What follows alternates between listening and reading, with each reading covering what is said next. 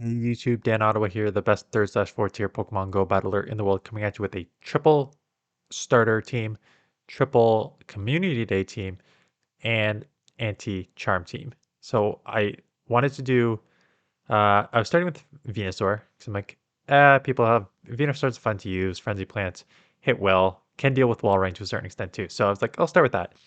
I'm like, okay, I'm weak to fire, so let's cover it with a water. And I initially had Swampert in here.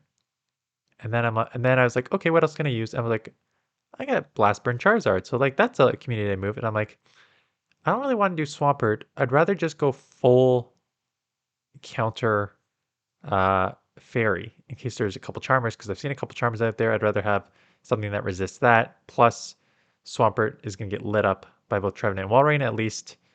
Uh I go Walrein and Trevenant hunting tomorrow because you're gonna see them in a lot of these battles. So tomorrow's team, three Pokemon that deal with both of those Pokemon to a certain extent. So check that out tomorrow. But for this, it is kind of like a rock paper scissors. It's not a true rock paper scissors because at least the half steel on Empoleon gives it more of a neutral matchup there. So it's not a true rock paper scissors. But let's take a look at the battles to see how it played out. I did pretty, like I said in yesterday's video, I played the two sets of the Rocket Challenge. I did brutal, and I played three here, and the three went very well. Again, Trevenant, and this is what I'm talking about. These Trevenant Walrein cores, Season 11, Season of Spice, are everywhere. I ran into them so many times. So I throw a Sludge Bomb here. I'm like, that actually did pretty well. I let the first one go because I'm like, worst case scenario, I can just come in and Fire Spin. Or I shield it. Okay, maybe I let it go in another one. And now I can always just go Frenzy Plan anyway, so that's okay because they're going to get. I'm going to let one of these go and probably just come in and Fire Spin and get ahead on energy here. Maybe it's this one. Let this go down to the one shield and then come in and Fire Spin.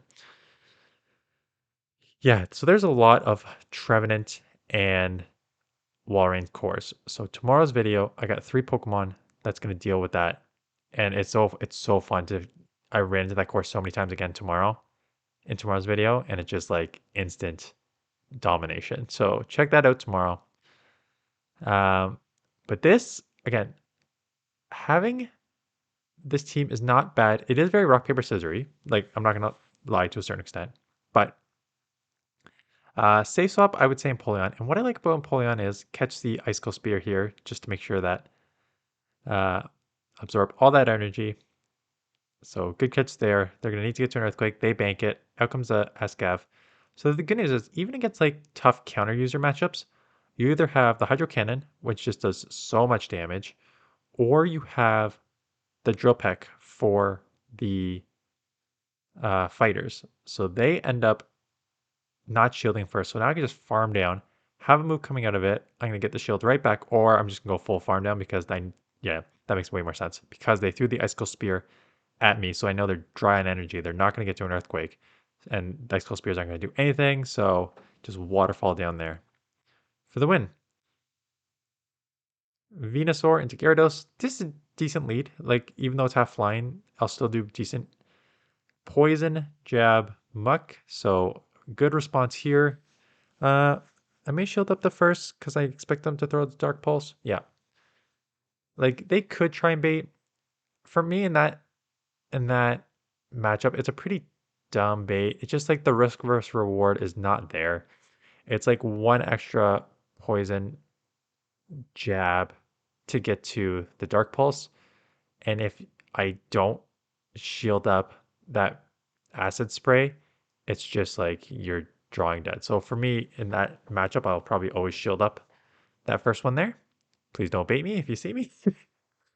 uh, but now Dragon Breath was resisted, and I'm going to get a second drill pick off here, which is really good. So they're going to probably force a shield here. I'm going to immediately switch and try and snipe.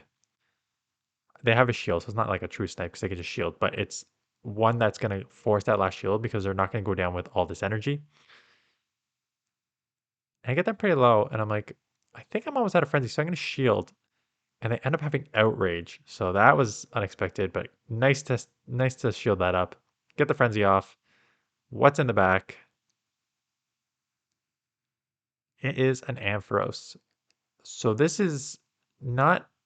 I think it's over as soon as I hit this frenzy, but like I'm double weak to electric in the back. Obviously, half flyer, half. So if you want to use I tried to catch because we like the game lagged on us, but did not get out. They focus blast me, which is a big waste of energy. So once they focus blast, I know that they're drawing energy. I can just come in and fire spin down. If you don't want to be double weak to electric, you can use Typhlosion. Exactly. You can use Typhlosion.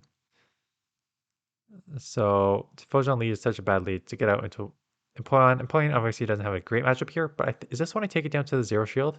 Yeah. Oh yeah, you're gonna see heads up. Okay, this is actually a really smart play by me because they do end up. So they are the nuke or take or grab a shield play. So I'm in the same boat as them, and they throw two earthquakes in a row.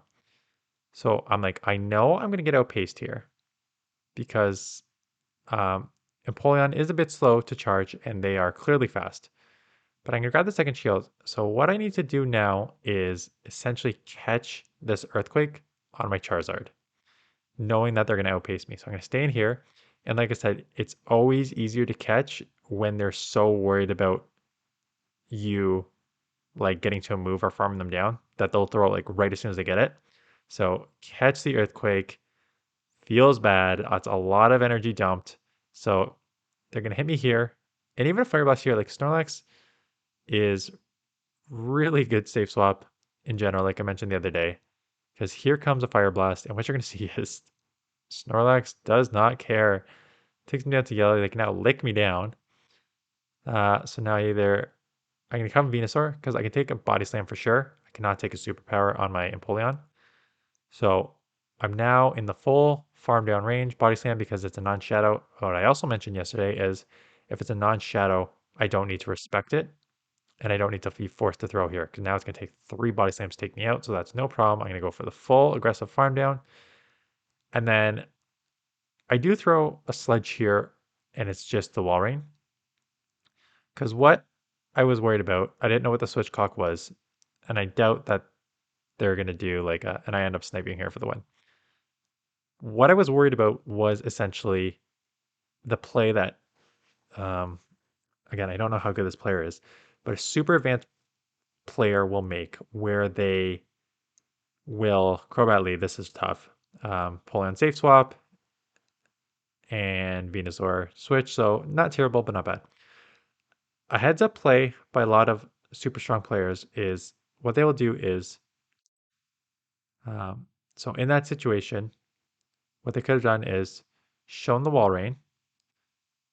I see that. I throw Frenzy and then they come in and immediately so like they come in, I see the water, I throw the Frenzy, but before I even click the button, they've already instant switch into their Typhlosion, so they catch the Frenzy plant on the Typhlosion.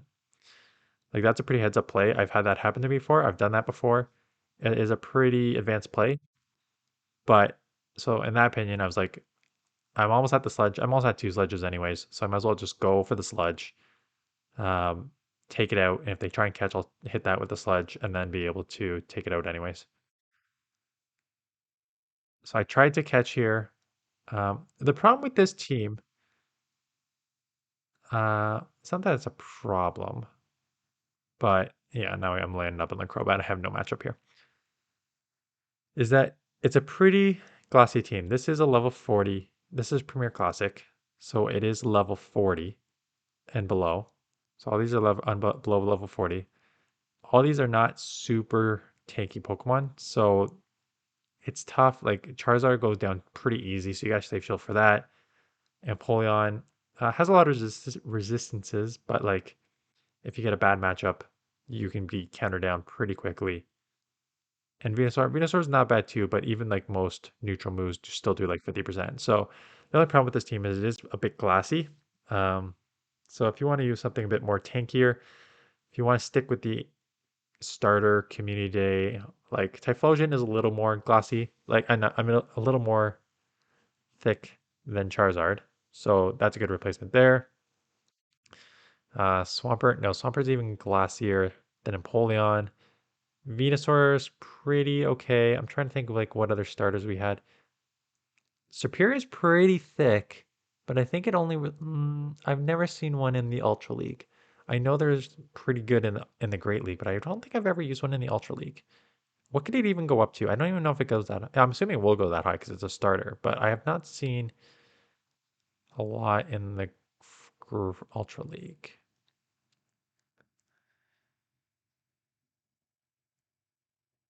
So they come in, Escav, great punish to Escav. Don't need to shield up anything. Full farm down. Gonna come out with a ton of energy. They acid spray me, so my defense is lowered, which is fine. I'm still loaded with energy here. Throw back to back at whatever comes in here. It's the Gengar. Gengar's already, I think I chipped it enough to get it pretty decent. Yeah, and now I can go for the Blast Burn. And I think they lagged out there. Spinning Ball. Spinning Ball. I see. So my Twitter is full of people signing up for. Oh, and a Magnezone in the back, so that's rough. My Twitter is full of people signing up for the regionals for the championship series. And everyone knows that they're fixing this game for the championship. Plus, they're going to use like their devices. So, what everyone's expecting is they're going to try and fix the game, use their servers, and use devices that will only be on their servers so that it's fair and the bugs are minimum or non existent so they don't look like idiots. The problem is they also need to do all these regionals beforehand. So these regionals are taking place in like April, May, and I think June. And you know these bugs are going to be rampant.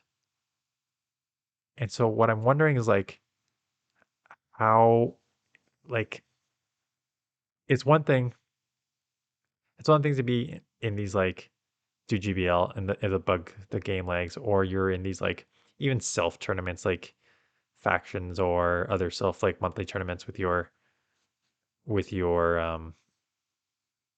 like community that like you usually have like moderators or yeah stuff like that that will like review what happened and make sure that if something did happen that was wrong you redo the game. But like it's frustrating. It'd be frustrating for both sides if you end up playing in like a regional tournament against like these are like extremely skilled battlers too, right? So you are in these regional tournaments. They don't even like haven't said how many games, how many like set like matches you play like per set and stuff like that. So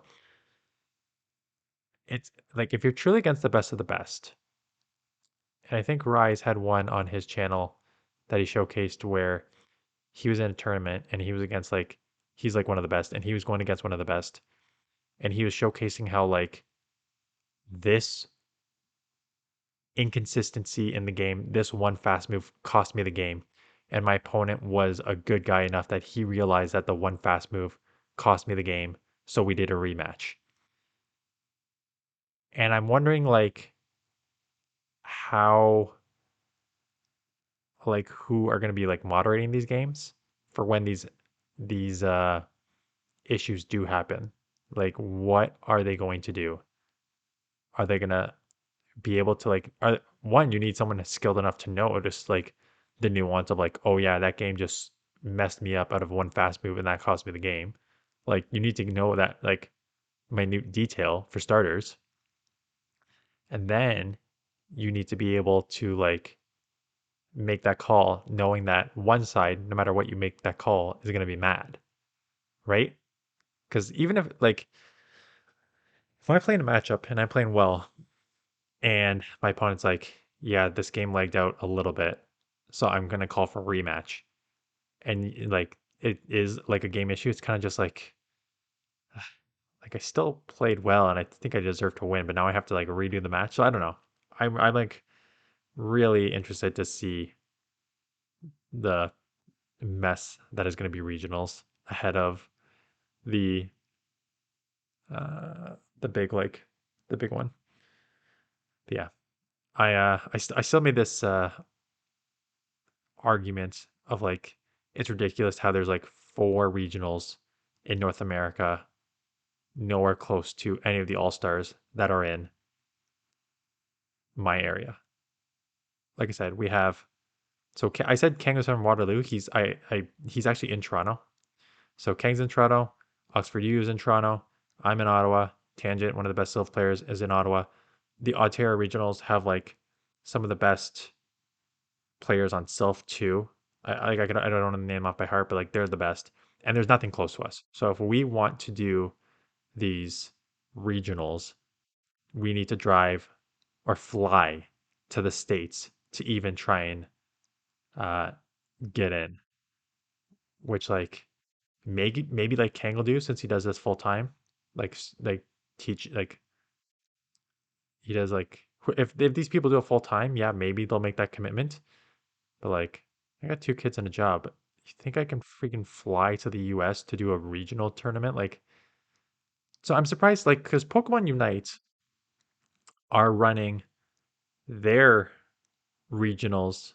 But it's not regionals. What it is, and I don't know why they can't do this here either. There's what Unite is doing is they're setting up um, like districts, like you would like North America and stuff like that. And then what they do is it's all online certain times. So to like qualify for like the worlds, you need to have your team on. In North America, you are battling this day between this time and this time, and the amount of points you get will affect whether you make it or not. And I don't know why GBL can't just do that too. Like, why are we having such a limited, oh, we're trying to find the best in the world, but only if you have the time and resources to get to these specific locations to battle?